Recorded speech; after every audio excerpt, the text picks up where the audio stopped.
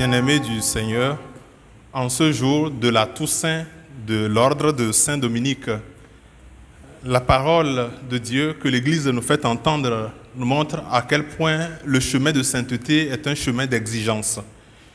C'est un chemin de témoignage où aucun geste ne doit être négligé pour que la foi des faibles ne soit pas perturbée, ne soit pas découragée.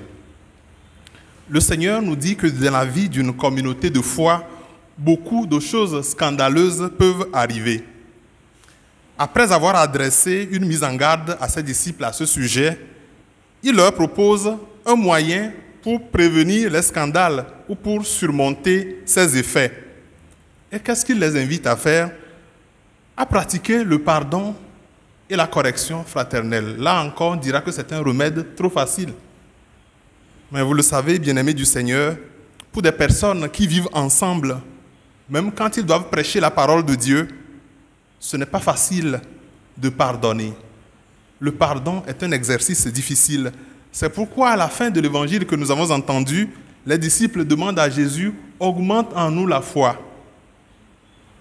Il est vrai qu'il faut être un véritable homme de foi pour pouvoir intégrer la dynamique du pardon, pour pouvoir être à la hauteur du défi personnel que représente le pardon pour tout homme. Seul Dieu peut agir dans nos cœurs. Seul Dieu peut nous permettre de faire face à l'impardonnable de certaines situations de nos vies.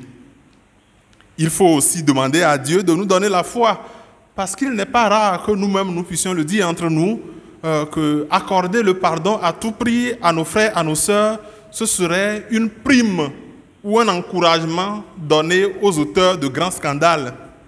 Là encore, il nous faut la foi. Vous connaissez les grands événements qui secouent la vie de l'Église aujourd'hui.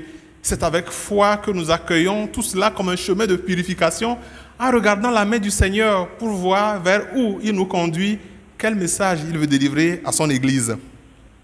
Dans la première lecture que nous avons entendue, certaines des qualités que le Seigneur voudrait retrouver chez les responsables de communauté me paraissent être des qualités qu'il faut retrouver chez des gens qui pratiquent le pardon et la correction fraternelle. Le responsable de communauté doit être sans reproche. Oui, il faut essayer de l'être pour être en mesure de conduire les autres sur le chemin de la foi. Le responsable de communauté doit être quelqu'un qui n'est pas arrogant. Il ne doit pas être coléreux. Il ne doit pas être buveur, brutal, avide de profit malhonnête. Mais il doit être accueillant, ami du bien, raisonnable, juste, saint, maître de lui-même. Sa parole doit être digne de foi. C'est un chemin d'exigence, le chemin de la prédication de la parole de Dieu, le chemin de la sainteté. Jésus a enseigné à ses disciples qu'il faut pratiquer le pardon, qu'il faut accorder le pardon pour être digne du pardon, comme nous le disons dans la prière de notre Père. Pardonne nos offenses comme nous pardonnons aussi. Mais le pardon inconditionnel existe comme un principe évangélique. Pourquoi? Parce que le propre du pardon, c'est d'être un pardon gratuit. C'est d'être un don gratuit, le pléonasme est là, c'est d'être un don suprême.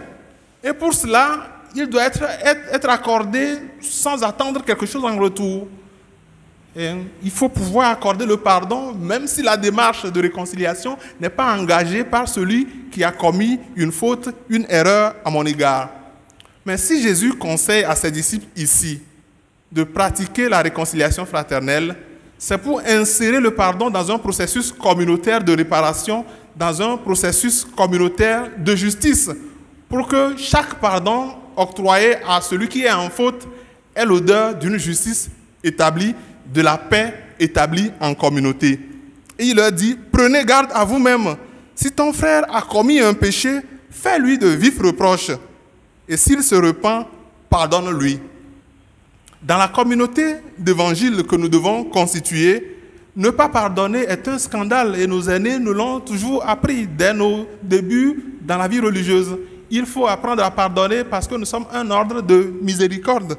Ne pas pardonner dans nos communautés est un scandale et refuser aussi d'accorder le pardon ou refuser de demander le pardon n'est pas plus simple. C'est aussi scandaleux, comme le fait de refuser la correction fraternelle. Donc, nous sommes appelés à faire bien attention au message que nous portons au peuple pour que nous puissions nous-mêmes l'enraciner dans notre vie. C'est une manière de faire en sorte que la parole du Seigneur que nous prononçons puisse nous habiter et transparaître dans notre vie au quotidien.